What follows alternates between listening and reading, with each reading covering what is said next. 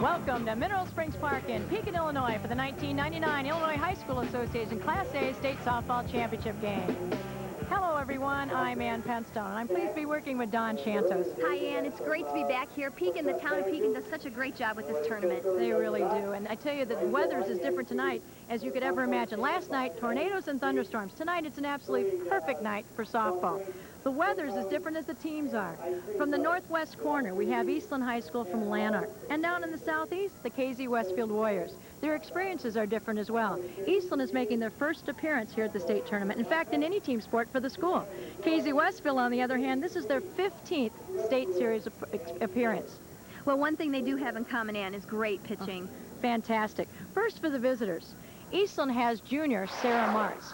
Her ERA is 0.04. In fact, no team has scored on them the entire postseason. I'll tell you, Sarah is a coach's dream. Not only does she do everything right fundamentally, but she has that perfect mentality to be a successful pitcher.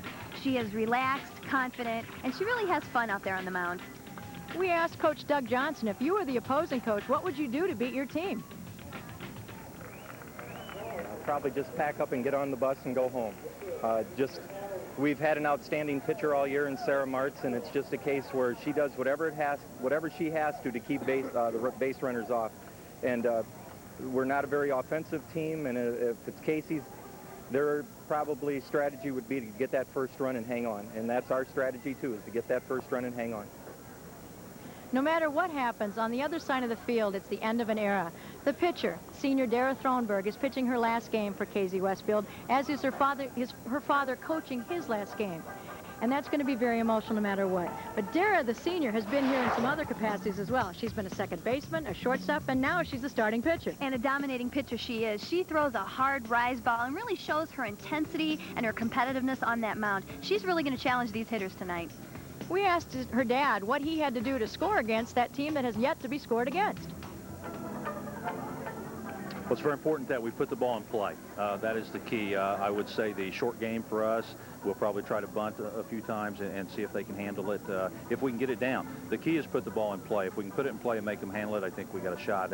If she strikes out a lot of them, you know, we're in trouble. But hopefully we can put it in play and see what happens. On paper, it looks like a 1-0 ball game with somebody manufacturing a run. Who's it going to be? We don't know, so stay tuned and join us. We'll be right back.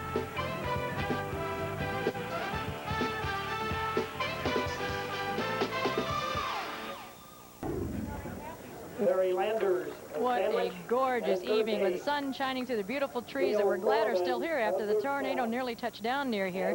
Temperature 84 degrees. The humidity has been very high all day. The wind is variable. Stay hot and humid for the rest of the night. Nobody's going to have any trouble staying loose. Look at the flag out in beautiful center field.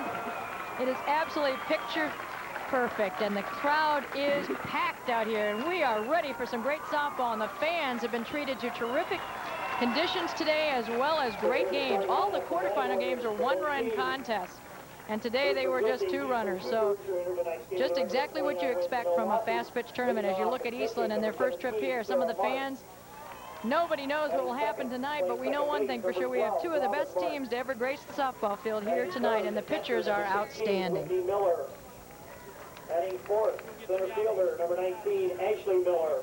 And some of the younger fans having a good time. As you look at the Cougars, they'll lead off in the top of the first. Doug Johnson was very emotional as we talked to him today, but his pitcher was very, very loose. And now the defense for the Casey-Westfield Warriors. The outfield, Wimberlin and Stephen, and the infield from third to first, Schover, Montgomery, the other Schover, and Hickox, and then the seniors. And the battery, Thronberg and McClellan. You notice that Thronberg has played three different positions as you look at her on the mound. Dara, for this team, she started out as a freshman, playing second, then went to short. Now she's a starting pitcher with a fine ERA. She's an outstanding batter as well, hitting over 500 for the season. Get a little look at her rise ball pitching. She's very calm, collected, and confident. You look at the batters, and it'll be the opposing pitcher. That's Sarah Martz. And Sarah will lead off followed by her sister. We've got Martz's and Millers at the top of the order, followed by Johnson, Deal, Schultz, Pellegrini, Davis, DHing, and Martin. And they hope to get something started. What they really want to do is get a run and hang on. And I think that's the same game plan for the Warriors. I'll tell you, nothing would make the coach happier than to start off with in the first inning and get this leadoff hitter on and score in this first inning. You can't get any more classic than this. Here you have both 500 hitters, the two pitchers. They're both outstanding pitchers, and it's pitcher against pitcher right now. At bat is the junior, Sarah Martz, 27-0 as a pitcher. 29-0, I'm sorry, the junior. And we're underway. Fouled off in the first offering, a little bit of the rise ball. It's good to see those batters up in the box like they are, and that's the way to be effective off a rise ball pitcher, and they're starting out right. Martz batting lefty. And slaps it back at Thronberg, who grabs it, and quickly over to Hickox at first for the first out. So Tapper back to the mound, and we have one down. That's the danger in this game with these little left-handed hitters that lead off. You don't know if they're going to hit, they're going to slap, they're going to bunt. You don't really know as the corner what to expect from them hitters. Well, the freshman, Martz, this is Robin, plays second base. And she comes up from the left side as well. And notice how pulled in the infield is for the Warriors as you see the offering by Thronberg high and tight and inside. 1-0 the count, one out, top of the first here in the Class A state championship game. Behind the plate is Chris Long from Siegel calling the pitches, and another rise ball, 2-0. Not very often has Thronberg been behind on any hitters.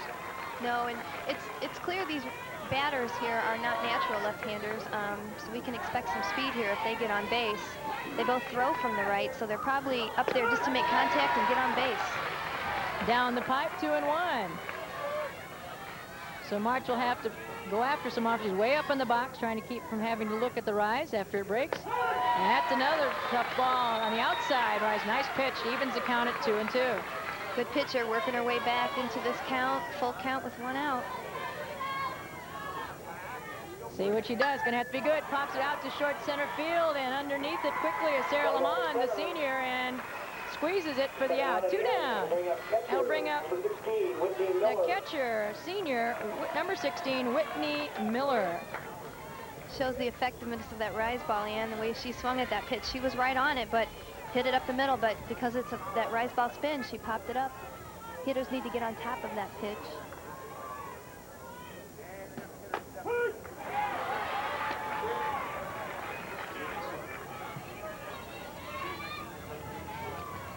There you see Whitney's 351 batting average. The top 4 in the lineup, all hitting over 300. That's fouled off to the side. And the count goes 0-2.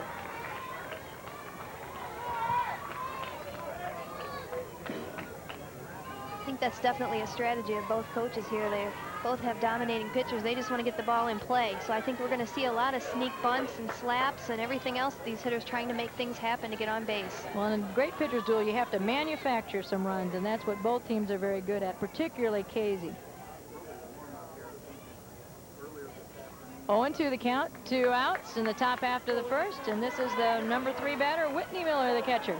Gotta love those new catchers' helmets there, man.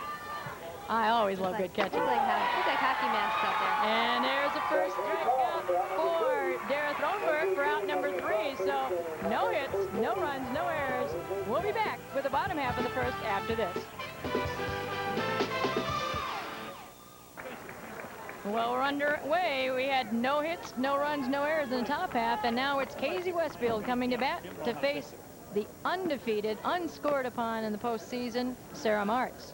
Down to the second base, throws the catcher, Whitney Miller.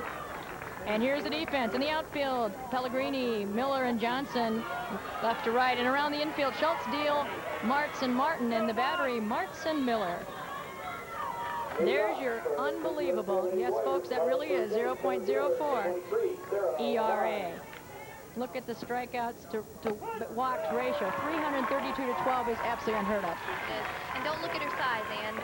If you look at her size, you're not going to think she throws hard, but she throws hard. Sarah Lamont, the senior center fielder, again tries to slap. This is what is the trademark of Casey-Westfield, slap.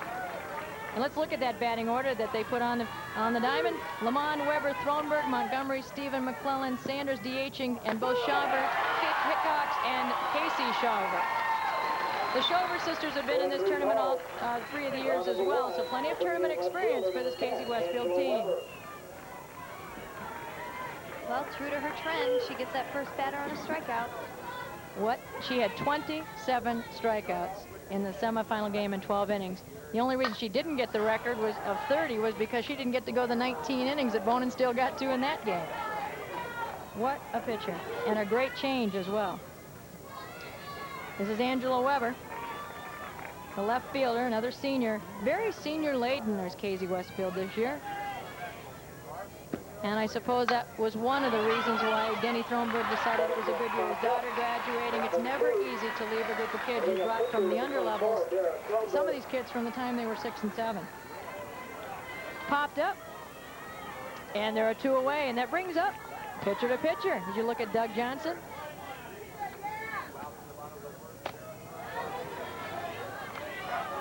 She's going to test these hitters a little bit early in the game. I don't see her. She's going to start off high. If she can get them hitters to bite on that high rise ball, she's going to use it.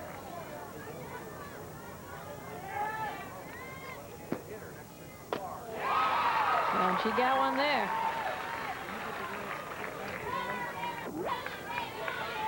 Counts 1-1. They're 2 away. Up in the box, hitting left. Dara told me earlier that they work on hitting all the time. Dave Shover, who's going to take over the program, works with them, breaking down tapes, talking with them, reading books, working with them on their technique. So they've been schooled in hitting from the time they were very small and feel very confident. There's that change, going hard for it, catcher and third baseman, Miller and Schultz, but it slips away against the fence, and the count's 1-2. And that certainly shows when you watch these girls hit. If you watch them hit the first couple times through the lineup, they're all doing the fundamental things right. They're turning on the back foot. They're doing that weight shift, keeping their hands up. And with good reason that for 22 years, all the dynasty has been they have lost 1 conference game. I can't even imagine that. That's amazing. We had 2s across the board. Oh, and Thronberg turns on that one, going out to right fielder Jennifer Johnson, who squeezes it for the out. So one of the very few tag balls against Sarah Mark, done by Thronberg, but it's still an out. So they go down 1, 2, 3, just like in the top half, and it's 0-0 after 1.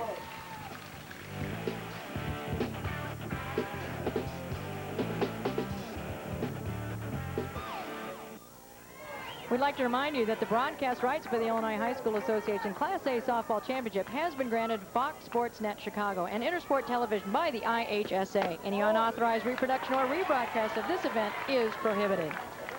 Top of the 2nd inning, perfect night for softball. 0-0, and up to bat the number 4 hitter. And rip foul, probably out of play on the left third base side, is Ashley Miller.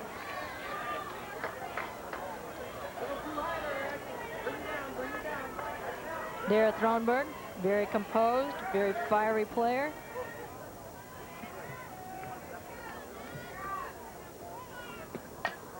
And that ball right off the glove of Dara Thronberg, picked up quickly by Montgomery and gets her for the out off the glove. So even though it got touched, it didn't get slowed down enough to get the put out.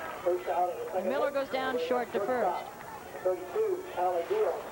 Tell you, nothing fires up a pitcher more than a great play by her defense, and that was a nice hit ball right up the middle. But look at the range on that shortstop. She came across, made a nice throw, good play.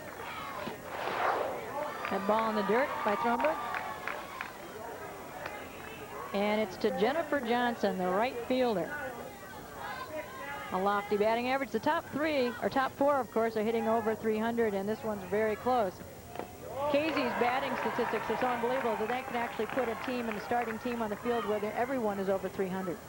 That's just amazing. That's just a tribute to the coach, and obviously he's done a great job, and he's definitely... ripped if it stays fair, and it does. It hits chalk.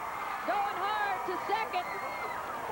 Jennifer Johnson, the ball had eyes, tailed down the left field line and hit fair and went into the corner. Fielded by Weber, and there's a smile from number 32.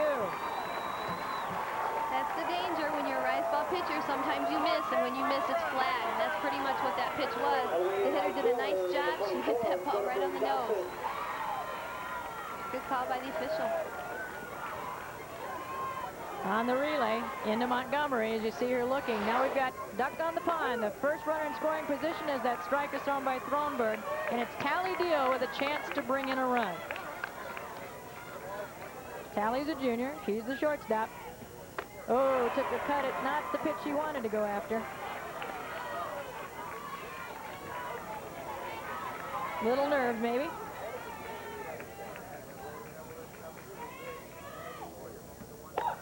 And it ripped, but tip foul, and she's out on the strikeout by Thronberg. Her second.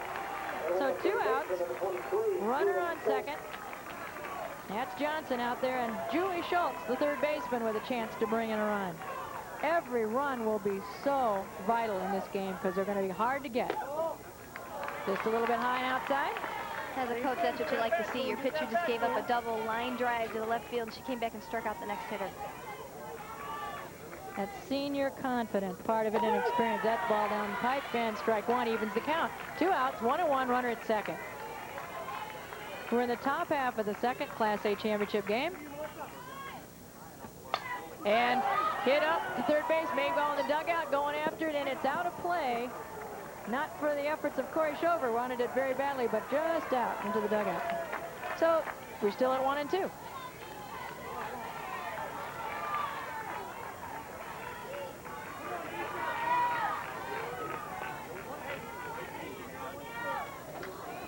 Deals at second.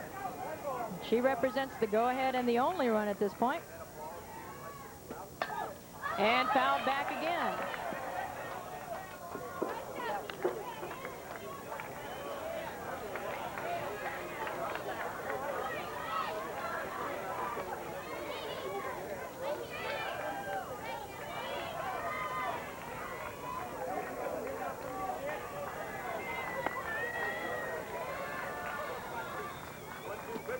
Whoa, rip. She turned on that one, but fouled it. Schultz just turned on it, the third baseman.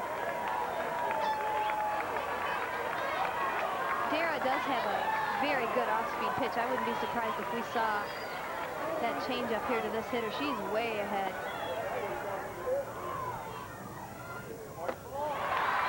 And down to third. The throw is there. She goes sliding past, and she's out as she slid by for the third out of the inning. What a tough break as Coach Doug Johnson set her down.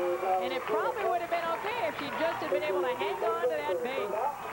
But that's your third out on the throw down by McClellan. So we're still tied, but there's been a hit. Come back for the bottom half. There's your score-by-score inning, the box score, and there's not a lot out there, but there is the one hit, the double by Deal. And that ball, one of the few leadoff balls thrown by Sarah Martz, as she tries to keep the Warriors off the base pass, and fouled away, evens the count at 1-1. I'll tell you, these coaches are going to be aggressive, and they got thrown out on a nice aggressive play by the coach to try and steal third. It's hard being a catcher. I know I did a few of these things behind with the tools of ignorance, as they say, but the eyes were open. That ball shot down to shortstop Tally Deal, and that will be an error on the shortstop, we believe. And on base, leadoff hitter is a threat. That might be an error, Ann, but that was a tough error. That ball was hit hard, and it was hit to her. She had to move to the right, not her gloved hand. That was a tough play. And that brings up Stephanie Stephen, the right fielder. Interesting, the first baseman's not coming in. Definite bunt situation. She's staying back. Right here. Don't look. Guess that's a sign of a good fielding pitcher, huh? Boy, I tell you, she is an athlete. And you can bet the Warriors are running. We definitely saw her speed going down the line, so maybe she Squares to bunt. Nothing doing. Whit Miller looks her back, and Martin's ready, but no throw. Count is 0-2, so now will they bunt with 2 strikes? I doubt it. We'll probably see some type of contact here. I think the coach would want her to get it to the right side somewhere. And strikeout. Perfect Mart's fashion, her second strikeout. And catcher number 7, Katie McClellan. Yeah, you can see her form. I mean, for a little girl, she opens up that, see that back foot, and she gets her hips, her legs, her wrists, everything into that pitch. McClellan squares, puts down the bunt. Marks fields it, goes to one and look, and nobody down at third. She's going to try to go all the way, and that is classic base running. Goes all the way to third on the bunt sacrifice.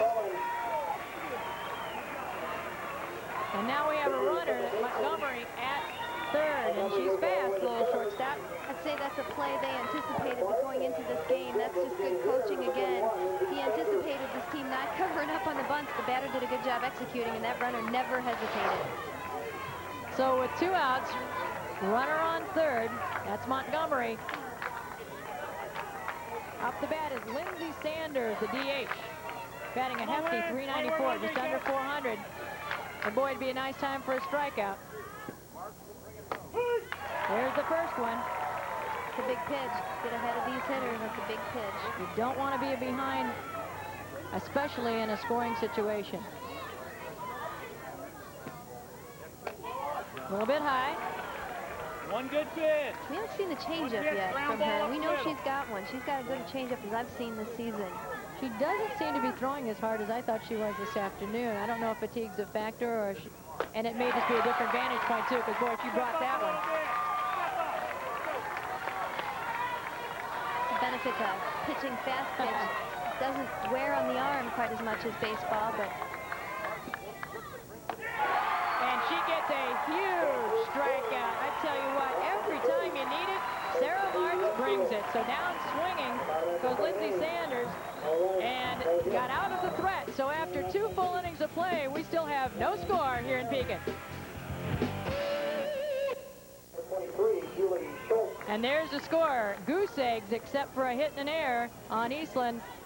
And we want to remind you, hey, high school sports fans, don't forget, for the best full half hour of high school sports action anywhere, check out the IHSA Sports Net with Tom Waddle, Sundays at 11 a.m. right here on your home for the IHSA Fox Sports Net Chicago.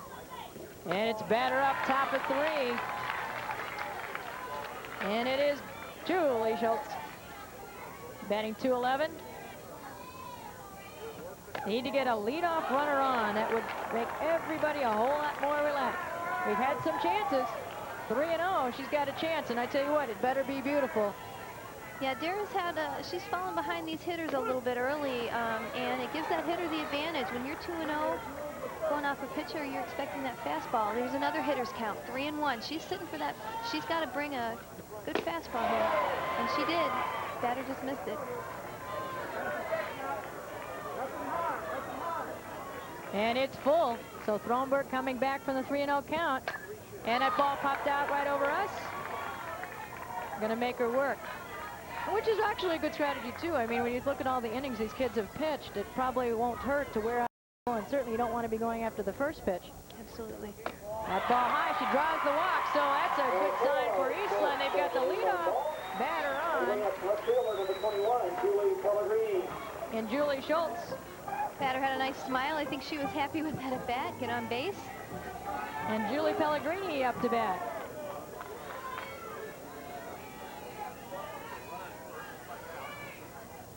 Lays down the bunt. Oh, touched it. And they're calling that it was foul. Good call by home plate umpire Chris Long on a tough play. He made the right call. It was touched in foul territory. And Pellegrini will come right on back. Yeah, the hitter squared the bunt and just went foul. It's hard for that third baseman to think, leave the ball alone. Their instinct is to go for it, and sometimes it's better just to let him go foul.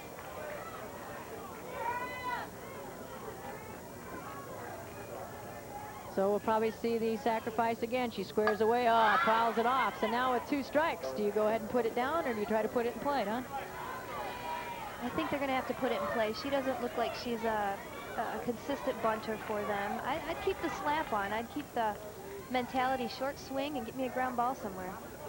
Make them play it for sure. 1-2 now behind Thronberg. Runner going, ball is low, 2-2. Good eye. Tough pitch to take in that situation. She did a nice job. Thronberg looks down at McClellan. Turned on it well. She may not bunt regularly, but she got a nice swing. takes discipline for these hitters to lay off these pitches from these rise ball pitchers, because when it comes in, it looks right there, and then it rises up and you're under the ball. So it does. It takes good discipline to lay off some of these pitches. Batter going, swing over the top, and she comes back and strike out. Number 3 for Thronberg. That brings up the number 9 hitter, senior DH Katrina Davis. Again, she was consistently sort of under this ball in her whole entire at bat, and again, well, that one she sort of swung down on it, came over the top of it. Runner going on the steel attempt, McClellan down, and that ball slips away from Montgomery, and safe in second with a stolen base. Goes Julie Schultz. So now we have the second runner in scoring position for Eastland. Well, if we can't bunt him over, we'll steal him over. We got to get him over there somehow. That was a good aggressive call by the coach. Nice job. Well, you figure everything has to be perfect. You have to have the right pitch. You have to have a good throw and a catch. So if it doesn't all come together, it's worth the try. Squares the bunt, protects, fouls back. 0-2. So Katrina Davis, sometimes called the second leadoff down at the bottom of the order, probably has bunted a lot. I would think so. I'd like to see the hitters on the bunts going and get up a little bit more in the box. It seems like they're not up as far as they need to be, especially on a sacrifice bunt. Really, your back foot should be at the top of the plate. You should be almost as far up in the box as you can go, and crowd the plate a little bit more, so when you square, you can get that outside pitch. So the 156 batting average. Contact's what you want. Make them play it. And fouled up and away. Again, that rise ball. And you're talking about the rise ball and making sure that you get up. She's way back in the box. She's back in the box, and she's going to have a hard time getting that ball and get on top of the ball. You sure want a ground ball. You want to make them field it in anything but catching a fly. Runner on second. And the person of Julie Schultz said, oh, the changeup gets her swinging. That's out number 2. Second strikeout of the inning, and will bring up the leadoff, Sarah Martz. That changeup is so effective. You just show that to the hitters, and in the back of their mind, they're thinking, it could come again, it could come again, and then it makes your fastball look even faster. A little discussion here at the plate. Denny Thronberg wants an interpretation by home plate umpire Chris Long. They smile, and he says, oh, can I go talk to him? Of course, it's important. You only get a certain number of visits to the mound. Boy, this is a nice crowd. The weather's cooled down a little. This is a perfect night for softball. It was so hot today, and these kids were playing in this weather all day. It's nice that it's cooling down a little for them. It really has. It looks like we're actually going to get a pinch runner out there at second in the person of Rachel Neuendijk, number 15. Will take the place of Julie Schultz. Want to remind you, for the most complete coverage and up-to-date information on your favorite Illinois high school team or athlete, log on to the official IHSA website at www.ihsa.org.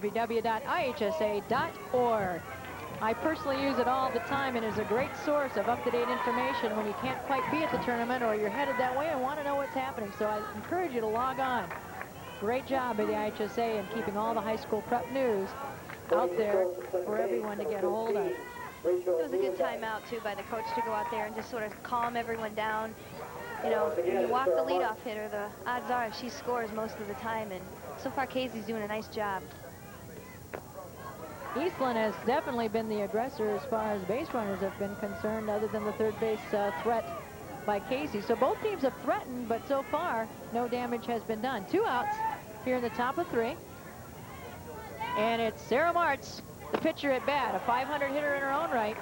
Last time up, she tapped it back to Thronberger, threw her out. That's good. That was tempting. She wanted to swing at that pitch. Tough to lay off that, but it was a ball. And she ripped that one out to center, going over the head, misjudged by Lamont, and it's going to bring home the lead run of the game. Going to 3, there'll be a throw. Montgomery down to third, and she does not slide by this time. And great job by Sarah Martz, showing she's not only a pitcher, she's going to help her own cause. And the fans are going nuts here for Eastland. It is such a great fan group. This batter did a nice job setting herself up with a 2-0 count. She knew the pitcher had to bring a strike to her, and she just got a hold of that ball solid. Hit it center field over the center fielder's head and legged it out to third. She is a true athlete. She rallied them in the other game where they beat Johnston City as well, so she is truly a good softball player all around. She's living dangerously down there at third, too. You usually go down as far as the third base person, but the shortstop, Montgomery, came in behind her, and then she almost did collide with Shover on her way back. I wonder if the batter missed the call there, Ann, actually. That might have been a squeeze It might have there. been. With this little bunter up there, their second hole, I wouldn't be surprised if they have a squeeze on. I think you're right. All the time it's been Sarah getting on and Sister Robin bringing her around, so I think she just about left her sister out there to dry. Yeah, she would have heard about that, I'm sure, later on, too. Now a little pop-up lazy over to Shover, who squeezes it for the out, but not before the Cougars take the lead in the top half of 3 on the triple and RBI by pitcher Sarah Martz. So it's 1-0 Eastland, and we're coming up with the bottom of the third. And there's a look from our center field camera. What you see is a center fielder, and certainly there was a rip by Sarah Martz that was right over the head of the center fielder for Casey, as the first strike comes from Martz into Hickox. So after hitting the triple to have the RBI to score pinch runner Neuendijk, she goes right to work pitching, and 0-2 right away. Boy, do you love that. I just love her attitude, though. You just get the camera on her, and she's just, you know, relaxed. You can't tell if she's 10 runs up or 10 runs down. I'm sure she has that same demeanor.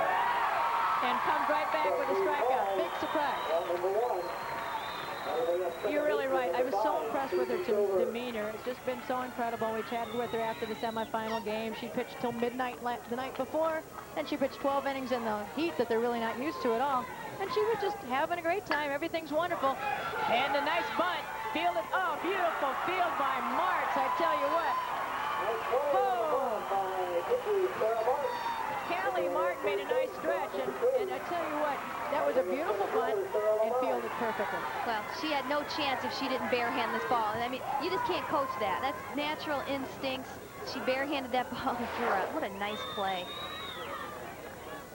2 outs, and it brings up the leadoff hitter, Sarah Lamond, and the lefty tries to put down the bunt, strike 1. The really nice thing, Anna, she's only a junior. She's going to be back next year. Well, they're a very young team. Casey-Westfield has a number of seniors with tremendous tournament experience. It's really going to help these youngsters to have been in a state final. What an incredible experience they've had. A lot of pressure, too, with a 29-0 record. That's really tough. You've never had to come from behind, so give them a lot of credit for how they're playing against basically a dynasty. Absolutely. Watching this hitter, she's a run slapper. She's pulling her hips out. If you notice that pitcher keeps hitting her outside corner. See that front hip, how it stepped out? Well, as she reached, the ball went out, the hips came out, and it's out number 3, and 2 strikeouts in the inning to add to the totals by Sarah Martz. And after 3 complete innings, the Cougars lead 1-0 over Casey-Westfield.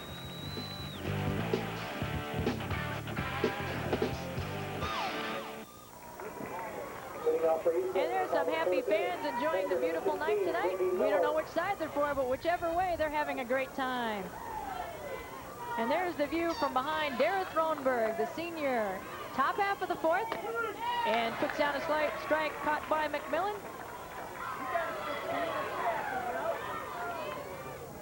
And she's throwing to the Cougars. That's Whitney Miller. Whitney's the catcher. Number 3 batter. Sister combination, back-to-back. Gee, I don't think their parents are too nervous right now. What do you think? I don't think so. 2 daughters in the game. If like one isn't bad enough. But there's some interesting conversations at home at the dinner table. Whitney asks for time. One of the only 2 seniors in the starting lineup. Nice to have a catcher as your senior if you're going to have one. Such a nice leadership role behind the plate. 2-2 is the count. This is a good waist pitch. She's way ahead in the count, 1-2. You're not going to see any, hopefully you don't give up anything too close to the batter when you're that far ahead. See if they'll go fishing and be a little too aggressive on the high stuff. Now she's full. She'll probably come a little bit closer this time.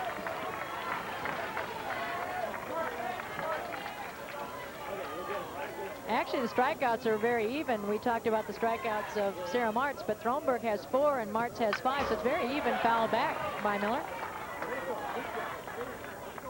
What's crucial is the 1 run on the board hung up there by Eastland in the top half of the last inning. 3-2 the count. lead off here in the top of the 4th. And then ripped down into hole. It's looking in between. Will it have eyes? No. Coming on quickly is Stephanie Stephen making a nice running catch. Another senior for Casey for the first out of the inning. And that's going to bring up the center fielder, Ashley Miller.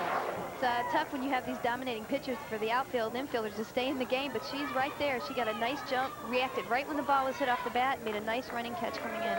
And the communication was great, too. You saw the second baseman going out, and until she was called off, she just peeled right out of there. Perfectly coached softball. It's always the outfielder's ball, but you got to communicate. That's right. The infielders go, go, go until they're called off. Center fielder Ashley Miller, just a sophomore, the sister of Whitney, who you just saw with that fly ball to right field. And the count is 1-1 with 1 out. That ball popped up, out of play, into the stands. We'll get stands in. We had an error in the stands.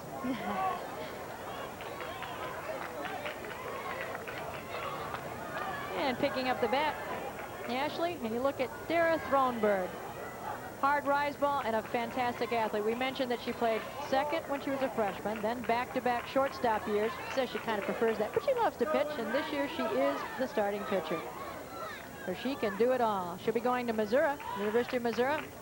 Yeah, she's going to Missouri and says that she plans on, she thinks she's going to be primarily second base. And it was really nice. Her college coach is here to watch her. That's nice to have that support so early with 2 outs. Tally Deal. Tally, of course, had the double out to second, then was replaced by Neuendijk as the pinch runner. So she was the one who would have scored had she been the runner. So she is the one that caused all the problem for the Warriors, along with Martz. And there she goes again. And will it have eyes, or is it going to be caught? Oh, nice catch by Angela Weber. And I'll tell you what, Tally Deal has got the timing down on Dara Thronberg. By that time, good defensive play stopped it from starting anything. So we'll be back. It's the middle of the 4th.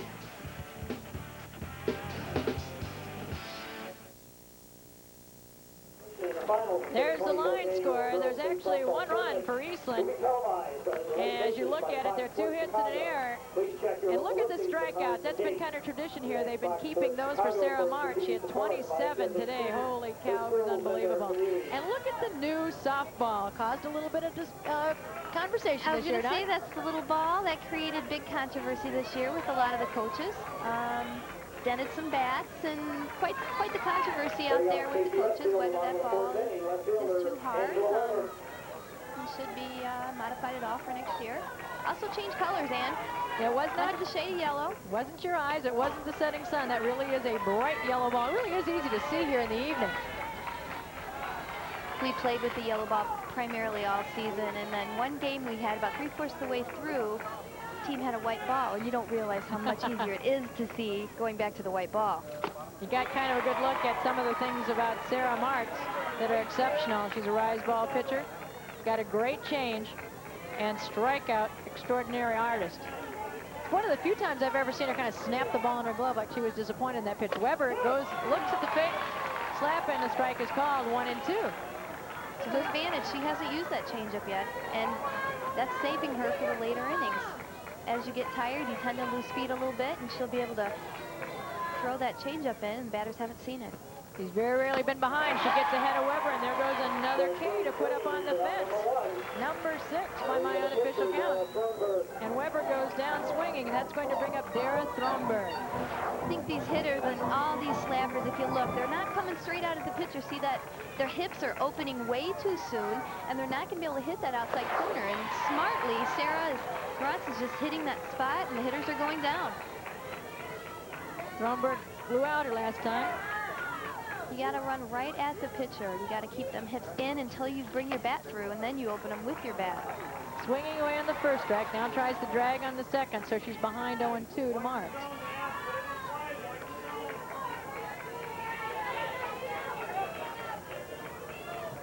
There's 1 out, and we're in the bottom half of the 4th. Foul ball. Might she try a change on Thronberg because she's got a hefty swing? I think it'd be a good call. Again, on that last camera shot, you saw her swinging, and her batting stance is so open. She's really flying. Them hips are gone. Well, she's and then her hands come through. She put a good spin on that ball, and it came right back at her. So Thronberg out to Martz, who throws her easily out to Callie Martin at first. She's definitely got these hitters off balance. I think they know the changeup's there, and they're sort of waiting, when are we going to see it? But so far, the hitters, they're gone before the pitch comes. Well, Erin Montgomery last time got all the way to third and was a threat. A tough error against the shortstop Tally Deal. And then some good base running and aggressive on no coverage on the bunt. Montgomery looks it in to catcher Whitney Miller. 1-1's the count, 2 outs. Montgomery with good speed, plays shortstop.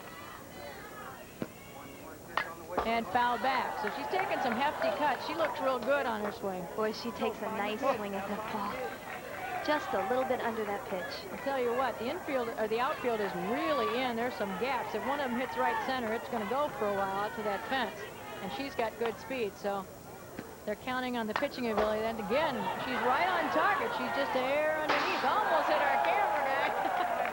They're always awake over there. And it's hard to see with the camera angle. You can't really see where the hitters are in the box. We get a good look up here. If she moves up in that box about 4 inches, that ball's going in a line drive. Oh, tried to change. Whoa, foul ball. She timed it well. Here's a good hitter that can hit it that solidly. So the count's still 1-2. Martz has been ahead of every batter she's faced. Almost. And she's got 2 outs in this half of the inning, and there goes another strikeout. I tell you what, her control is phenomenal. It's like being in a rocking chair. Whitney Miller never has to move. Strikeout number 7, but out number 3 after 4 complete innings. It is 1-0 Eastland.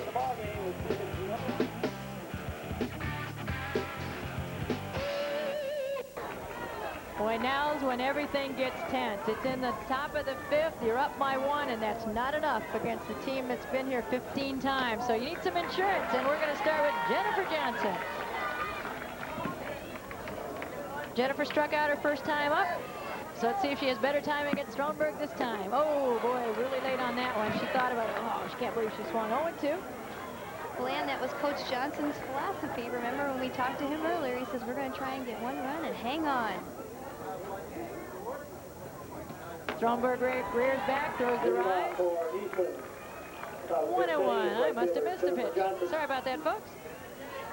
So 1-1 to Schultz. Fouled out. I was right. I was looking for, but I should trust my instincts. 2-2. We're even. 2-2's the count. Even up. Top high for the 5th inning. And again, this is the number 6 batter. Jennifer Johnson, the freshman right fielder.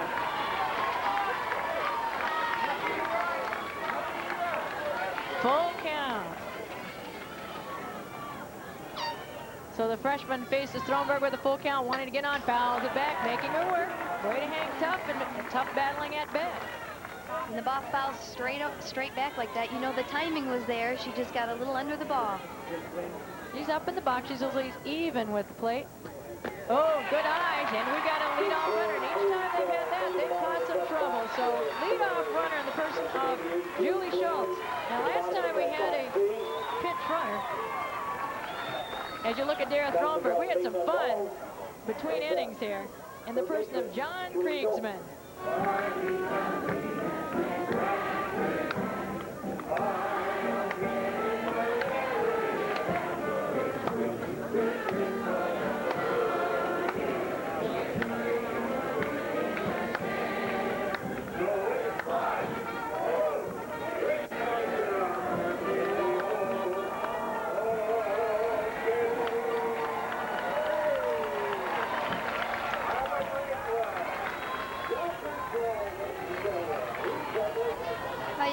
That small town atmosphere. We've got a courtesy runner down at first, and the person of number 22, Haley Lott. I wonder if the Cubs are watching you. They might get him down to Wrigley Field. He did a nice job. I'll tell you what, John Kriegsman is a prominent Pekin citizen. He supports young people, and what better place to do it at the ballpark. And this crowd was great. They all stood up on both sides. And I love the part, you know, root for the, and everybody had to fill in their own. So now we've had a little discussion on strategy. Julie Schultz, the third baseman, is up. Coach probably saying, execute and get this butt down. Lot the runner down at first. Nobody out, top of the 5th inning. She got there on a walk by Jennifer Johnson, and the throw goes down. And look to see whether the catch was made, and the tag is put down. So that runner went down on the first pitch and is caught stealing by the pitch from McClellan down. The catcher was anticipating that runner to go that whole time. She didn't hesitate. Surprising, the shortstop really comes up short. Doesn't stay at second and makes that a close play. Nevertheless, they got that leadoff runner out from McClellan to Montgomery. And it brings up Julie Schultz, who you saw walked. That's a big out. Huge.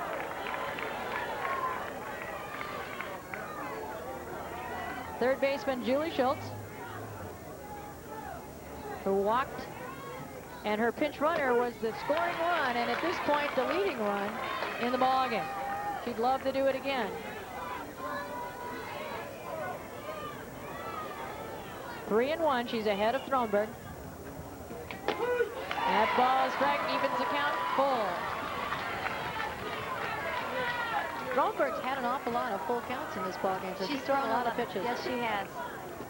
Tries to switch the change, and it is ripped down between third and short. So again, Julie Schultz is creating things for the Cougars, and that's going to bring up Julie Pellegrini, the left fielder. Let's see if we have a pinch runner again. There's that smile again, Ann. She had that same smile before when she got on base. She just did a nice job. Boy, she swung right through that ball, kept her head down. Weber brings it in to Shover. He looks her back, and now we'll have another conference on the mound with Denny Thronberg, and you see Dodder Dara. Concentration. I think that's a smart call. Give her a couple minutes to catch her breath. I think, you know, these kids have been playing in this heat all day, and especially these pitchers. It's very tough for them to continue and pitch so many innings in this heat. When you got to talk about the situation, is it going to be a steal? Would there be a bunt with one out? You know, what are you going to do, and where is anybody going to go? Because certainly you don't want to let her get to third on your sacrifice if you can help it. As you see, both coaches looking at their teams. Want to remind you that Chicago Sun-Times is the official newspaper of the IHSA State Championships. Remember to pick up your Chicago Sun-Times for complete coverage of Illinois high school sports. Now's where that caught steal hurts you a little bit because you have runners in scoring position with no outs. And they're leaving Schultz in to run as Pellegrini takes a strike. So she's going to have to create her own base running this time. Pellegrini struck out last time. That was in the third. Now we're in the top of the 5th. One out. Good move. Strike 2. So quickly Thronberg out of the conference really goes to work. 0-2. Interesting. She seemed a little confused on that pitch, like she wasn't quite sure of her signal, or maybe she was just fooled by the pitch. And a strikeout on 3 straight pitches. And Pellegrini goes down swinging for out number 2, bringing up Katrina Davis, the designated hitter. Well, if there's wheels at first, he's probably thinking about another steal. Get that runner in scoring position, because as she is with 2 outs, you're going to need 2 singles to get her in, or a hit. Fouled back by Davis. 0-1. Struck out last time. Had lots of company. 6 strikeouts so far for Thronberg. Steal might be on here, the way the batter's trying to distract the catcher. And going to make it fielded down to Montgomery. Montgomery over to first. And quickly put out by Hickok. So looked like there was some damage. We had 2 base runners, but nobody got past first base. So after, in the middle of the 5th, no runs, 1 hit. And Eastland still leads by 1. Come back for the bottom of 5. The crowd wondering what's going to happen at bottom of 5. Casey hasn't manufactured yet. Will they come to bat in the 5th? And the ball, very uncharacteristically, is ball 1 out of Marks as she pitches to Stephanie Stephen. Stephen with a good rip. 1-1 evens the count. It is absolutely perfect. The flag isn't wiggling. The lights are on. The crowd is happy. It is just a gorgeous evening. You can't get any better than this. It's a packed house all the way around the outfield. as you look at Martz bearing in on Steven. Oh, what the great wrist shot. You can see it from a center field camera. Look what happened to that ball. It's a true testament to her strong fundament. I mean, really look at her. She doesn't even look that tired, and it's amazing how many innings she's pitched. And she uses her whole body. Well, of course, one of the differences between men and women, the shoulder girdle not being a strong one, you've got to use your lower body, and this kid has been taught well. Fouled back. Taught by a coach from the Quad City area, where there's certainly been a few outstanding pitchers come out of Moline, Rock Island. And Denny Thronberger, you're looking at there, is one of the premier pitching coaches in the state as well. In fact, he's coached a few pitchers that have probably hurt him down the line in a few games. There's the change right down to Deal, who throws out on a nice stretch by Callie Martz. Oh, and they say she pulled her foot. Tough break call down there. That is a huge break. Larry Landers said you had it, but you pulled your foot out. Very demonstrative and clear, so they have a runner. Runner on first and brings up catcher, Katie McClellan. See the hitter goes down. I'm trying to see if she did. Ooh, that's a tough puck in that angle. You couldn't really see. Well, the official always has the best angle. You can't see it, but these guys have gotten here because they're the best in the state, and we'll go with the call. And get another look from another angle. Another angle here. Let's see that throw from the shortstop comes in. Boy, it's terrible. She beat her out by... Oh. Oh, that's a good call. Yeah, she was off. First baseman a little too anxious there. And that bunt goes down when she go to first. She's going to have to go to first. This time they cover third, so they don't make the same mistake they did early in the ballgame and let the bunt sacrifice take her all the way to third. So sacrifice bunt by McClellan. Good execution there to get that runner to second base. I tell you, the fifth inning is notorious. If something's going to happen, it's usually in the fifth inning, and Casey's looks like they're getting a rally here together.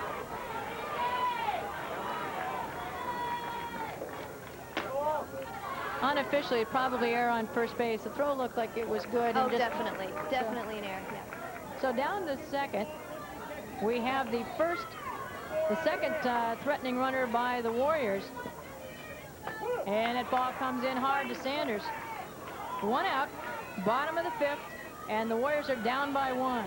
There's your tying run at second, in the person of Stephanie Stephen.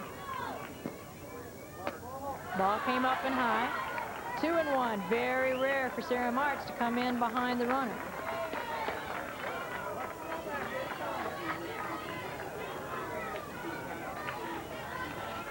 Well, the right field shifted way over. They got a big gap there in right center. Everybody else looks like they're pretty much straight up.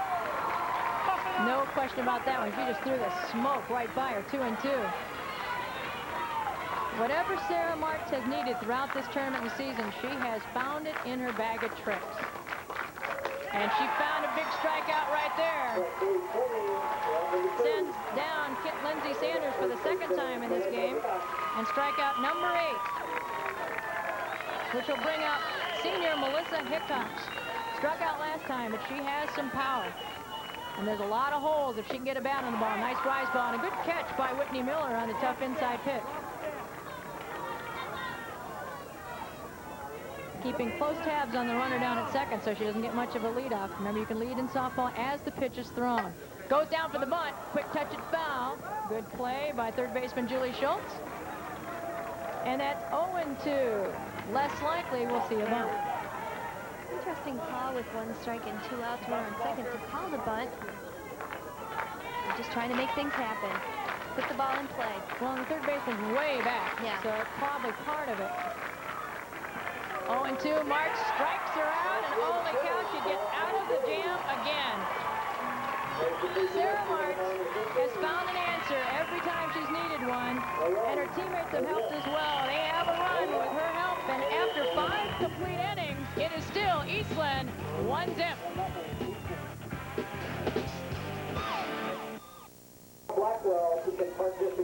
We've completed 5 complete innings in softball. There are 7, and Sarah Martz, the outstanding junior pitcher, the top of the lineup, is up. And of course, they need to get some more runs. It's not enough against Casey-Westfield, especially since they get to be the home team, and the nerves will be tough in the bottom halves of innings if you don't get another one for insurance. I tell you, there's nobody Eastland would rather have up right now than Sarah Martz. She's tenacious, getting on base, speedy. We'll see if she can do it again. He ripped one to left center last time up. She shies away. Stromberg says, hey, back off that plate. I'm not going to let you dig in on me. Key with these left-handers is watch where their feet are in the box.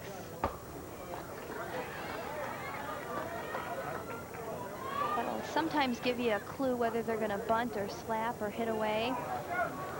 And we see the 6 strikeouts and 2 walks by Dara Thronberg. The 1 earned run on the triple RBI by Martz, who now looks to bunt and backs away from it. 2-1. Martz hitting over 500. She's 1 for 2 in this game, so she's right on average. And she held back as she runs out. They're going to look down and see if there was a pitch. Oh, they're going to call it a strike. Kind of an unusual call. Tough to call. She really did put it out for quite a while. Yeah, that is a tough call, and the official had to appeal to his partner at third base. She ran at the ball and makes it moot as she rips another one. I tell you what, Martz is doing everything you can as a player. She hits the ball on a sharp line as we were talking about whether or not it was a strike call or not. She looks down. Look at her, see the contact on the bat, runs quickly down. It had eyes. The infield was pulled in tight and went right by the outstretched glove of Aaron Montgomery for a single. So Thronberg 2 for 3 in the ball game. And more importantly, she's a leadoff runner. Brings up sister Robin Martz. Martz looks to bunt. Bunt's kind of made a slap attempt at it, put it down. And it's been this way all year, says Coach Doug Johnson. Sarah on, Robin moves her. Nice opportunity to steal this runner, too. If you notice where the shortstop is, she's way in and closer to third, and the second baseman sort of back. It's really a foot race for Sarah and the shortstop who can get to second, plus she's got to catch and tag, so. Well, the shortstop really is in, and the second base, and Sarah is, as you said, very, very fast. So even if she could put the ball on the bat, or the bat on the ball, and she did, pulls it off. It's going to be a tight run down, and good speed by Robin Martz. So the Martz sisters have put the Cougars with runners on first and second, and it's purely speed. The benefit of batting from the left-hand side, and it gives you a couple more steps down to first base. Not that she needed many. One of the things these left-handed slappers from Eastland are doing so well is they're keeping their hands back. And then when the pitch comes, they're getting it out front of the plate. They're standing there, hips are staying together, and it's all going at once. The hands and the hips are going together. Excellent job of hitting. Well, and she did her job. The second batter is supposed to move the leadoff batter around, so that's exactly what happened. As you look at Thronberg giving his team instructions with nobody out, runners on first and second, and you got your number 3 hitter up. Boy, it's tough. You bunt your big hitter and move him around in a game like this. It'll be interesting to see as you look at Chris Long behind the plate. Robin Martz, even though that ball was dropped by Melissa Hickox, in our estimation, had beaten it out anyway. We're going to call it an infield hit. So back-to-back hits against Thronberg by the Martz sisters, and it brings up 3 and 4 the Miller sisters. And some very, very happy Eastland high school students down in Lanark. Thronberg with a smile, shaking his head. He's seen it all. 5 state titles, 12 state trophies. Sure wants to go out with a championship along with his daughter. And what they need to do right now is stop the Cougars from scoring here in the top of the 6th. Going back to that last hit, just another thing on that shortstop. She made a great job just getting to that ball, and what a strong arm she threw across that infield and almost got that runner. Ball comes into it. Well, you're right, and we'd mentioned it before the play that she was way in. She had to really range back into her backhand side, so you're exactly right. A great play. Wonder if the bunt's on here. No outs, runners on first and second. I think we really need to get those runners in the score closer. Oh, and she puts a beauty. There we go. Nice play by Thronberg, because that was a great sacrifice bunt by Miller, who advances both runners. Boy, that looked like a textbook bunt. Yes, that great execution on the part of the hitter. I think that was smart on the coach's part. I think he intentionally had the take on that first pitch to throw the corners off. So then they think for a minute, hey, wait, maybe she's not bunting. Stay a step back, and then that bunt's even more effective on the second pitch. Talk about speed. Sarah Martz in that picture, when he laid down the bunt, was 2 steps from third base. So we might see a squeeze again, but I doubt it with the cleanup hitter, Ashley Miller, on. That ball outside, they're not going to give her anything to turn on because the infield is way in. I say you got runners on first and second, or second and third with 1 out. Your cleanup hitter up, you almost have to hit her. Well, if she can get around it at all, there's a huge hole between the short and second baseman up the middle. But of course, Thornburg, being the great athlete, is a good fielder and great reflexes. What you want to do is put it in play and get that fast runner in the person of Sarah Martz home. That's the one thing you don't want is a fly ball unless it's really deep. So right now it's 1-2. So Thornburg doing a nice job getting ahead of this hitter with 1 out and runners on second and third. And the infield, you're right, is in. That means that on the ground ball, they're expecting her to go, and they're coming home with it. Fouled back, and of course that rise ball pitcher is crucial. She's not all that much up in the box. And what you definitely want to do is make them play it.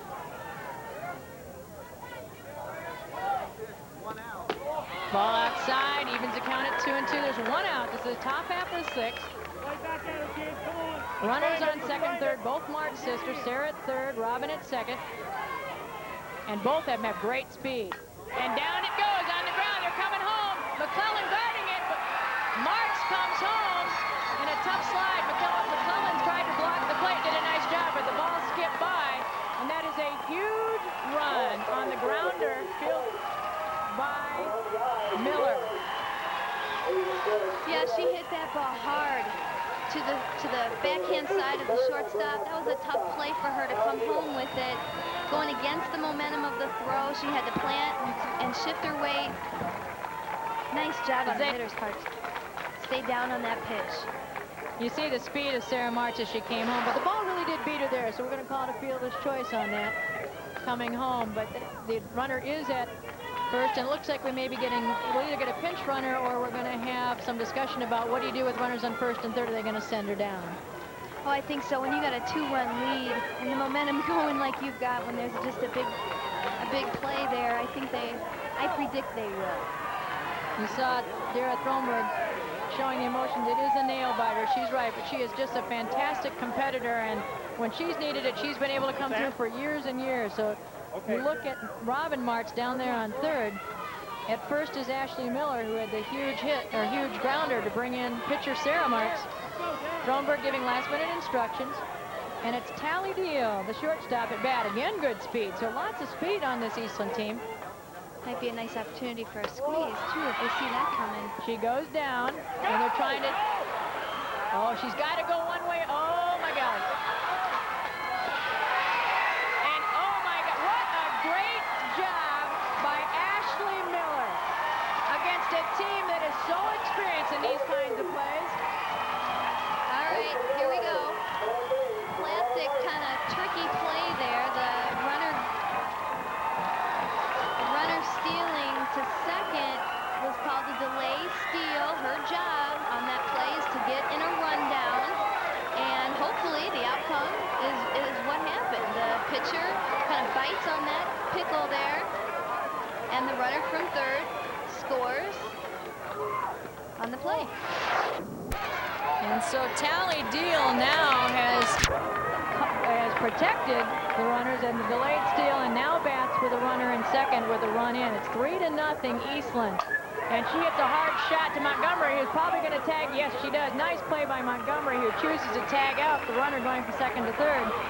So Miller out on the run, unassisted by Montgomery, and on the fielder's choice is Deal.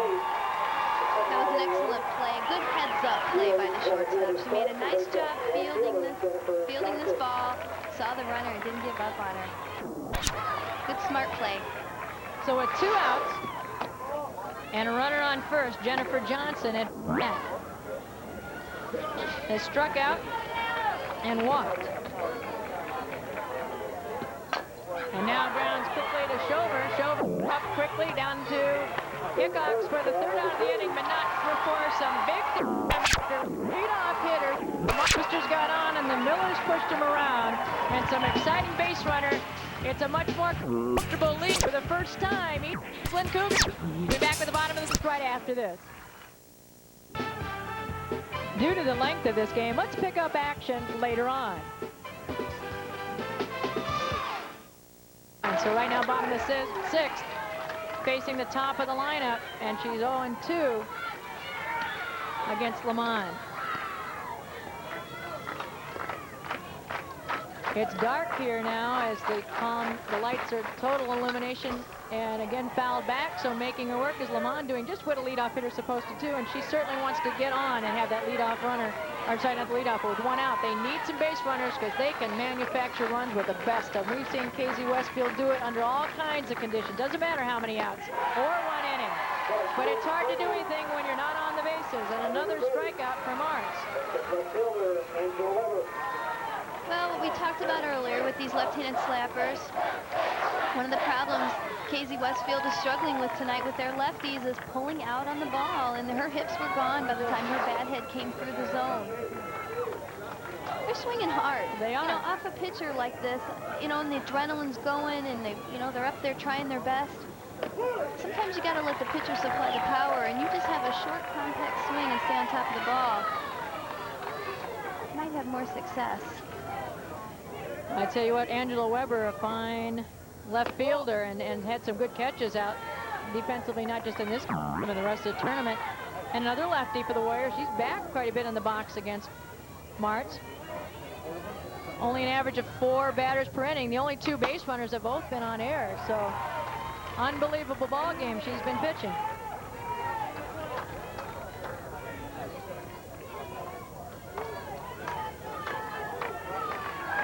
So Martz goes ahead 1-2 as she has most of the evening, 2 outs. Would love to strike out the side and have only 3 outs to go. Fouled back as Weber takes a swing at it as she moves towards first. Casey batters are tenacious, and they're always double time. They run out to the field, they run out walks, they run out everything, and they're hustle. They have one of the most impressive infields you'll ever see a high school team have. First thing I said when I watched this team take infield, boy, are they best pregame I've seen a high school team take. Well, Sarah Martz finds another answer for Weber and finds the glove of Whitney Miller for strike number 3 and out number 3 in the bottom of 6. So 6 complete innings, 1 left. Right now it's the Cougars looking for their first ever state championship. From center field, you see the goose eggs on the bottom from Casey-Westfield, and the 3 runs for the Lanark area Eastland, and bringing up to bat Julie Schultz. Julie has her pinch runner for her has scored the base on balls, and she's also singled, so she's been a thorn in the side of Thronberg. Oh, and she rips a right liner down the left field line and out of play. She has made great contact all night. Notice Dare out there. I think she's getting a little tired. She's been sort of stretching her arm, and I think she's lost a little bit on her fastball. She's a battler. You kind of tell toe in the dirt, scuff it a little bit, and you know, hey, I got to come back, and she is one outstanding athlete who has provided so many thrills throughout the years. 4 straight tournament appearances as you get a look at what Schultz can do. She has ripped that ball again down the line, but has yet to find it between the lines. I love how Eastland's always smiling, enjoying the experience. They really didn't know much about Casey-Westfield, nor and vice versa, being from opposite ends of the state. And what a turnaround for this Eastland Talking program. to Coach Johnson before the game, they could have been playing the New York Yankees today, Ann, and I think he just focused, you know what, we're going to play our game, we're going to continue to do what's been successful for us, and it doesn't matter who we play. And that was his mentality. I think that's a good way to go into the championship game. Focus on what works for your team. There's no need to change. If it's not broke, don't fix it. Well, and it's certainly not broke. McClellan, we saw well, maybe the mask of McClellan as she readjusted it here, but nothing else. Schultz, oh, and she rips another one. This time got underneath the offering and up and out of play. You know, that's really true. They're very, very calm. You know, each time they beat the defending champs on their route here. And they beat the number 4 team. And it doesn't matter what the rankings are. It didn't seem to matter. We're just going to do what we're supposed to do and try to take care of business. And what a terrific job they've done of staying calm. It's so tough. You make your first appearance.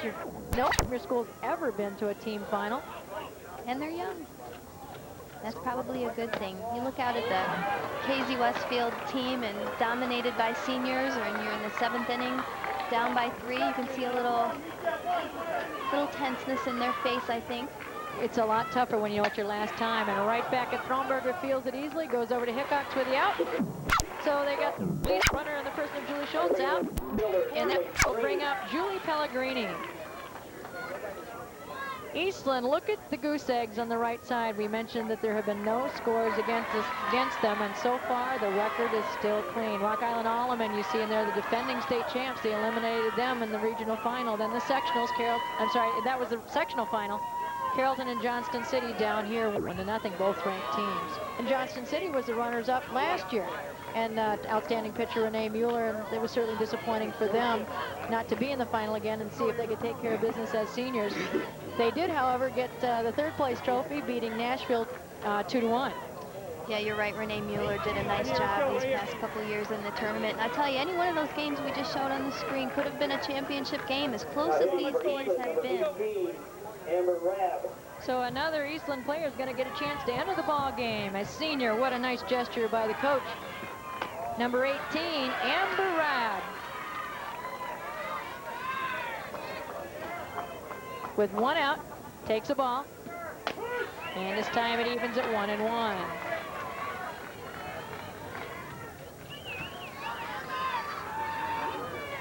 Drumber looks into the call by McClellan, the senior battery. And another straight right down the pipe.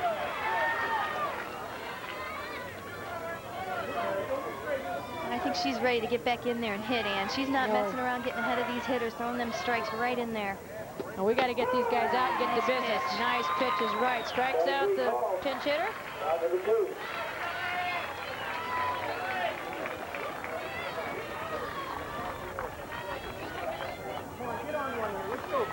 So there are 2 outs, and that will bring up the bottom of the order. And we're going to have another pinch hitter. Looks like Shelly Schreiner, a junior, number 25, batting for Katrina Davis. I'll tell you, this is a nice gesture to get so many kids in the championship game, but it's not always that usual. It tells you what kind of confidence they have in Sarah Martz as well. Gotta believe it. So Sarah comes to bat. Sarah batting, a junior batting .290 for the year, and is the reserve first base person. Goes high, 2-0. So she's making Thronberg work here in the top of the 7th. It's a great memory for all these girls, even getting into pinch hit in the championship game of the state finals. Oh. Both of these teams. It's a memory they'll always have. There are so few people ever get here to get in the game and put your name in the box score. 3-0, she may get on base. Gonna have to, and she does. So down to first goes Shelly Schreiner on the base on balls, and that will go back to the top of the lineup in the person of, you guessed it, Sarah Martz, who's had a whale of a ball game from the mound and at the bat. Sarah's probably disappointed she let that one get away to face Sarah with 2 outs. Especially since Sarah cracked a triple the first hit that she got. The outfield is pretty deep and square. And it's outside 2-0. So behind the hitter goes Thronberg with Sarah Martz up to bat, with Schreiner on first. That's foul back. Nice pitch by Thronberg. 2-1.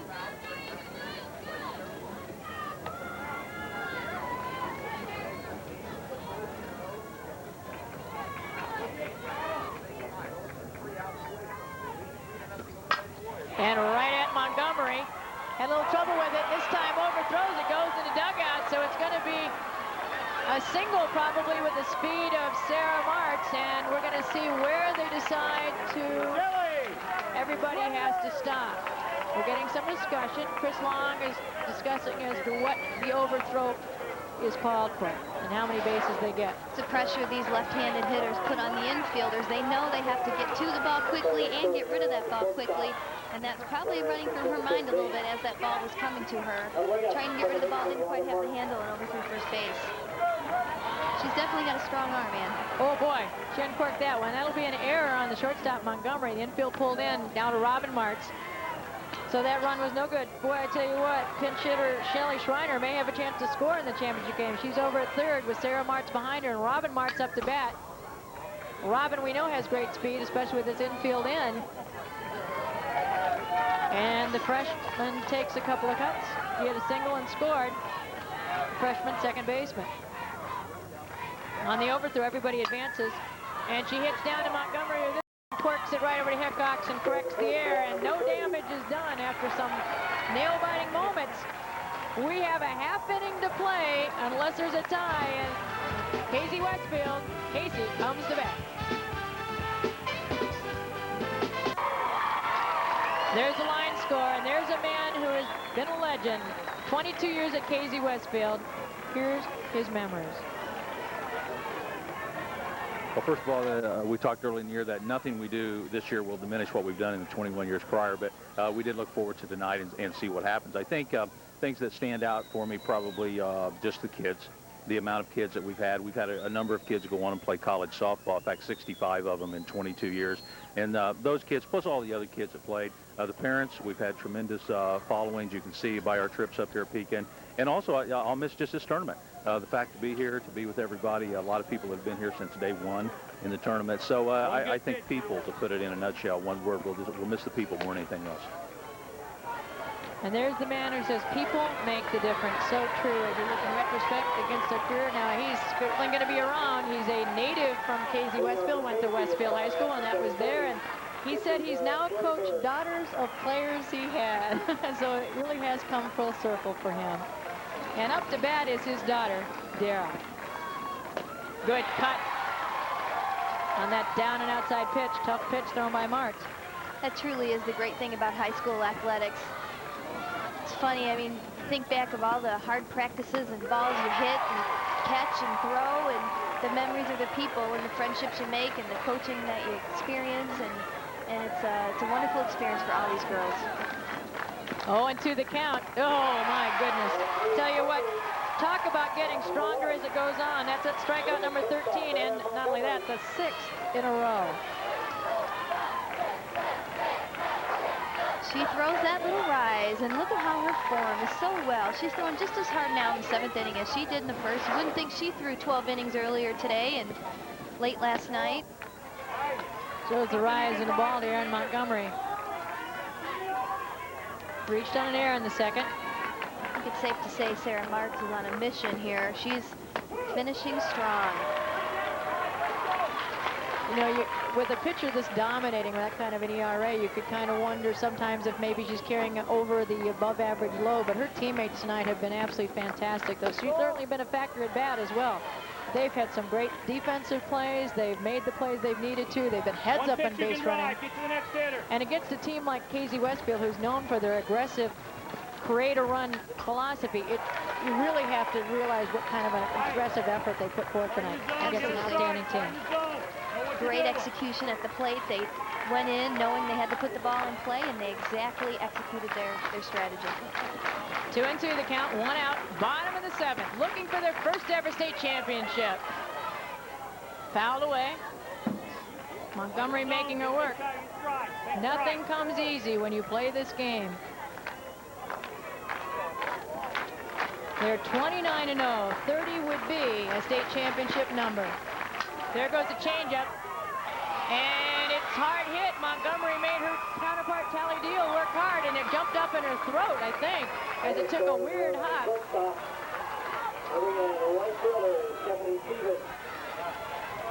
That was a smart at bat. She took a little off of her swing, see that, and just wanted to make contact with the ball, stay on top.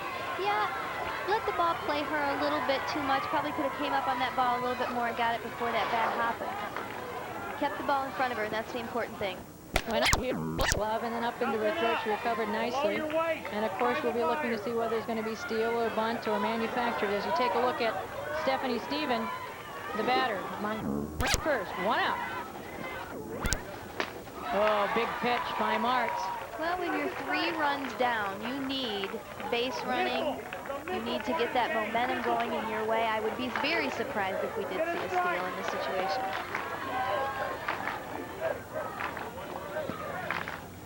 That ball's high, 2-1. So Martz goes behind with a runner on first. Bottom of the 7th, they're up by 3 runs. Remember, they have not been scored upon the entire postseason. And Martz is on a mission to keep it that way. Very unusual, 3-1. She may be a little bit distracted, and sometimes you get this much adrenaline, you overthrow. Hey, below your way. She's got 1 out. She's got a 3-1 count on the bat. I would expect her to come with a good strike here. And she missed. Well, I'll tell you what, Casey-Westfield is definitely beating on the drums and causing some pitter-patter in the hearts of the Eastland Cougars as the team gets together on the mound to talk to Sarah Marks. So we have runners on first and second, 1 out, and the catcher, Katie McClellan, barring the pinch hitter, will be up to bat. That's the first walk issued by Sarah Marks. She'd had 6 strikeouts in a row, and then the error on the shortstop. Look, now see, they look relaxed. Gee, you wouldn't think that they just put a couple base runners on base in the bottom of the 7th in the state championship game. This is why you said she's a coach's dream. Here they are, runners on set first and second. They're in a tight spot. You only got 1 out. It's a championship game, bottom of the 7th. She's laughing. Exactly what you want on the mound. It takes a lot of confidence to have that type of attitude. I mean, she's got to believe in herself.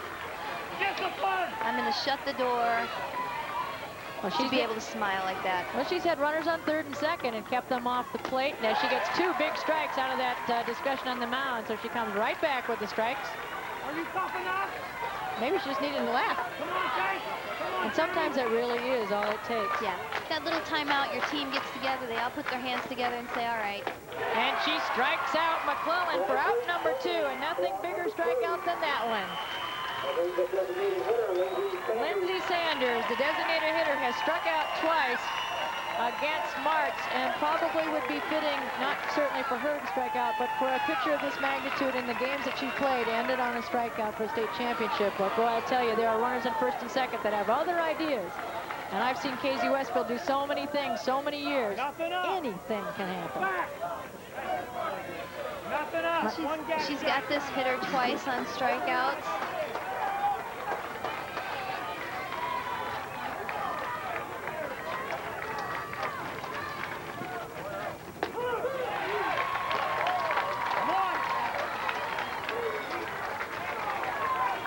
Good call by the official. The catcher jumped up there when you've got runners on base. She's jumping out of there a little bit, and catcher still jumping up. The umpire still called it a strike. It's a nice job. Montgomery's at second, Stephen at first, and Sanders at bat. Oh, and that ball goes high. 3-1, so twice this inning, Marks has had 3-1 as they've laid off that rise ball. It's so tempting to go after it and give the credit to the Casey-Westfield Warriors. They have not gone after the high pitches.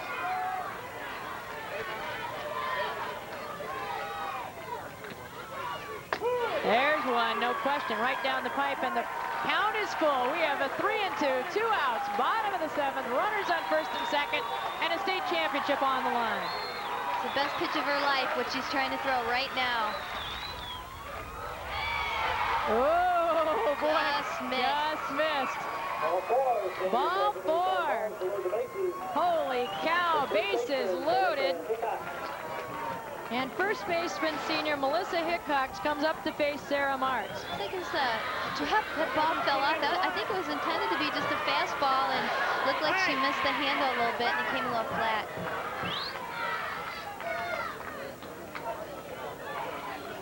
So with no walks prior to this inning, there have been 2, and we're probably going to get a pinch runner going down to first to replace Lindsay Sanders in the person of number 13, Leanne Butcher.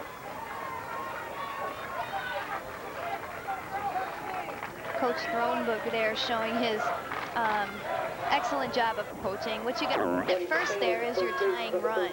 And if you've got wheels on the bench that can get over there and get that girl around to score, that's a good call by the coach. I'll tell you what, now what do you do with your outfielders too? You've got to prevent any extra base hits, but they're fairly well in for Hickox. So yeah, I'm surprised. I am too. I'm surprised they're not playing a little prevent. So Marks goes to work, strike 1. Never pitched against a bigger batter in her young life as the junior faces Melissa Hickox, who's been here many times before, the senior. Look at the concentration at bat. And that ball is hard hit. It's in a gap. It's going to fall. And picked up by right fielder Jennifer Johnson and thrown in. What before 1 run scores, 2 run scores.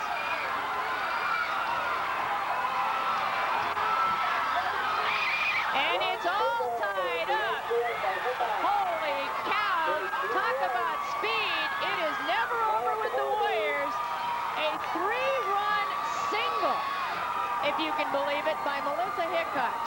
Again, the coaching move paid off. He put speed at first base. The batter came up, hit the gap, but the ball was high enough in the air that the runners were going, with the pitch, and they were able to score from first base, even though the batter that hit it had to stop at first base. Nice, aggressive base running. Good call by the coach. We got a game, man. I tell you what, for the first hit of the ball game, what a hit. Look at Casey Schover reeling everybody in. Come on, come on. And there's that pinch runner they put in for Wheels at first, and maybe the difference between a state championship and a 3-2 ball game. It's interesting. I've noticed we commented earlier that the right fielder was really on that line in right field, and the center fielder did not shift with her. So there was a big hole in right center. I'll tell you, she couldn't have thrown the ball in a better place if she was throwing it instead of hitting it. Talk about perfect space. Talk about mental toughness. Melissa Hickox has struck out twice against Mark Comups and just rips one down in the gap in right center. And she's at first. Schover, oh my gosh. And she should be out. She is. She is out. Good play by Whitney Miller. Boy, she wishes that would have been on the runner before that. They'd be out of it with the state championship. But guess what, folks? If you've enjoyed this, we get a chance to show you some more. Let's look at that hit. Fun attempt. The runner's out. Well, there's the line score. It ain't over till it's over, folks. And Casey-Westfield does what they have done so well, create with speed some runs. So we're going to go to the top half of the 8 as you look at the Casey-Westfield road to the finals. Had a great game.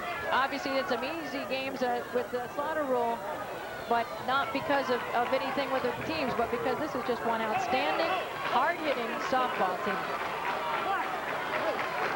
And there you have it. As you look at the top half of the 8th in the person of number 16,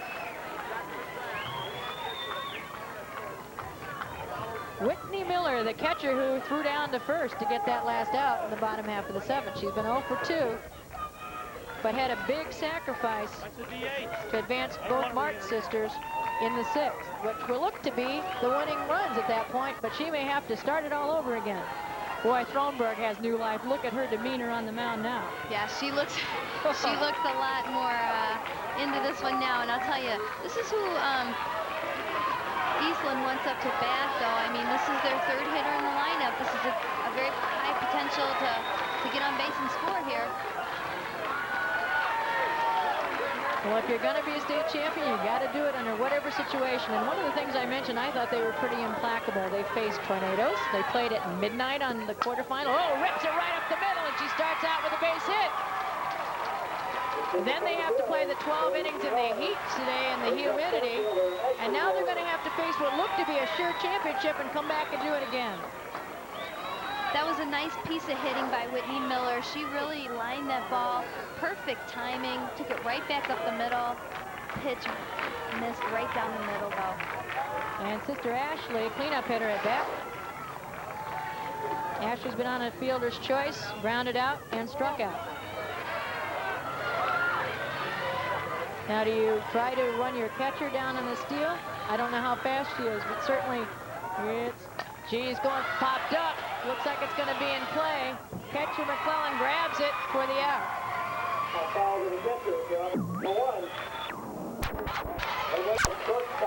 And that brings up shortstop Tally Deal. Implacable is what I kind of look at the Eastland Cougars. And this is the time to show it. They've certainly come out well in this half of the inning, but it's going to take a little bit more movement. She doubled in the 2nd. Boy, what a time to do it now. Outside. Tough situation, though. You lead off with a base hit with your 3rd hitter And then you've got your cleanup hitter up, which probably doesn't bunt a whole lot during the regular season.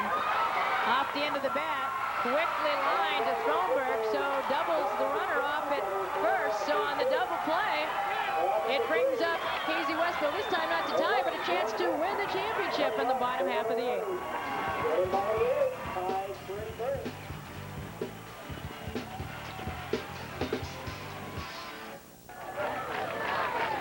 With the line score and all the action for Casey-Westfield in the 7th, it has been one exciting championship game. And Sarah Martz, after pitching 12 innings this afternoon, is going to have to continue with extra innings. So this marks 20 innings for her just today.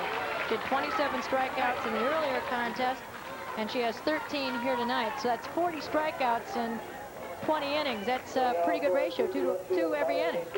And Casey Shover's the batter.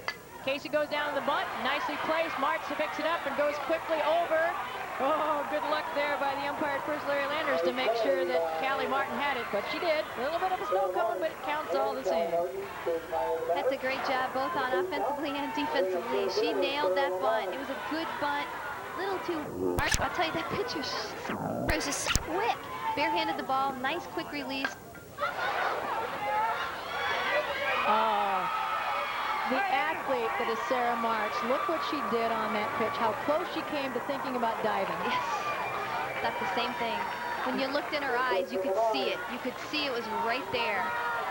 It's an infield hit for Lamont. I'll tell you what, she knew for Weber. She knew immediately she couldn't get to it, so then tried to quickly get over and barehand it and throw her out. But the speed of Weber, not much chance. Infield hit. That's only the second hit of the ball game against Martz. And so that was by Lamond, and Lamond steals second on the great speed. So here's Westfield with one out.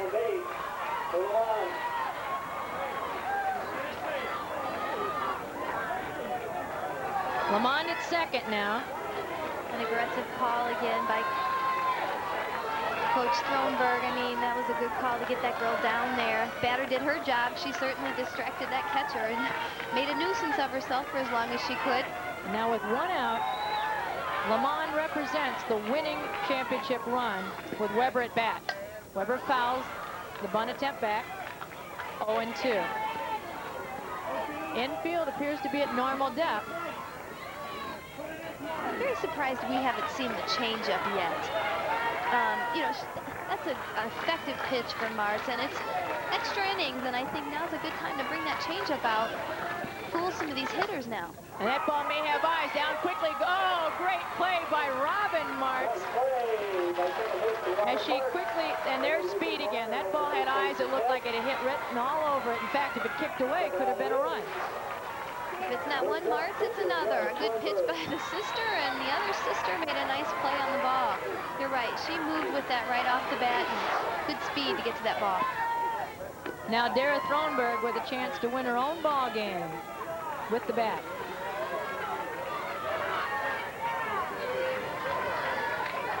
I think this is who they want up the bat in this situation, Ann. You bet. She fouls it off the end of the bat. 1-1. 2 outs. Potential winning run on second base in the person of Salmon with great speed, the center field. And Dara Thronberg, senior hurler, at bat. And there goes a deep fly ball. That ball is going to score the winning run. And if you could write a script, it wouldn't be any better than this. Can you believe it?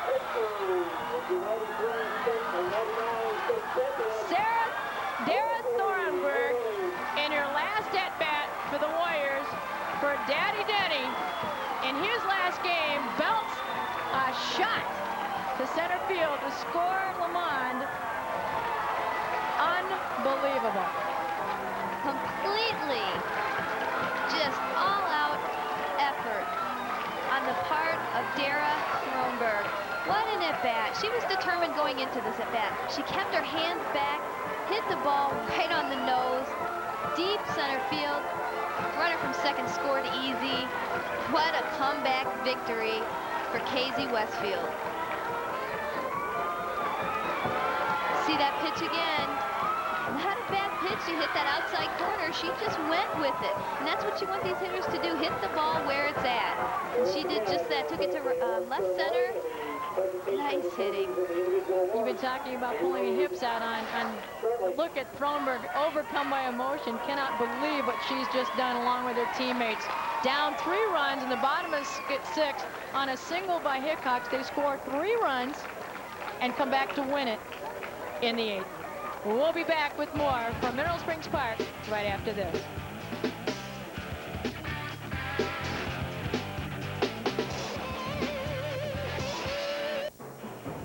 This game had it all, the gamut of emotions from exultation to despair. Here's Sarah Martz pitching to Dara Thronberg.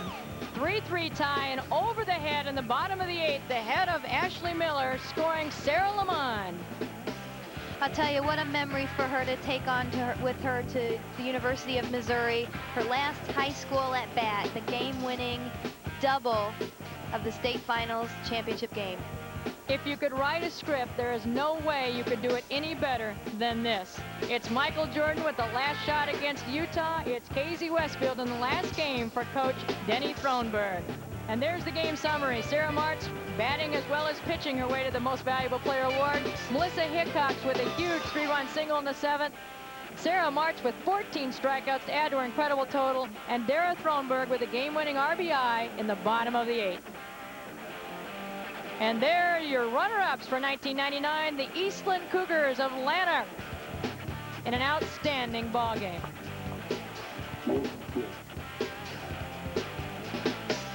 Now, there's definitely 2 winners here, Ann. The Casey-Westfield, predominantly seniors going out, the best in Illinois, and the underclassmen at Eastland coming back next year to try again, bringing their experience back. Those are your state champs, the Casey-Westfield Warriors. And we'd like to thank Barb Waddell of Pekin High School and Kent Ayers for running this fantastic tournament. So for Don Shantos, I'm Ann Penstone saying so long from Mineral Springs Park in Pekin. You've been watching the 1999 Illinois High School Class A Softball Championships on Fox Sports Net Chicago and Intersport Television. Your state Class A champ is Casey-Westfield, 4-3 in 8 innings over Eastland.